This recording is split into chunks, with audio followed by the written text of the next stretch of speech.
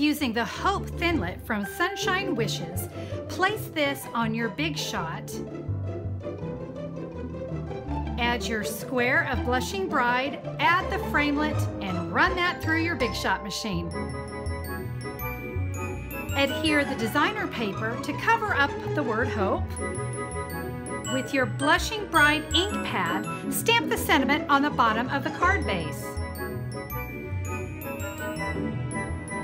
Adhere your focal image to the front of the card. Use your favorite adhesive, and now you can add the word Hope in the bottom right-hand corner of the designer series paper. Add a little more dot of glue and a ribbon knot. Ta-da!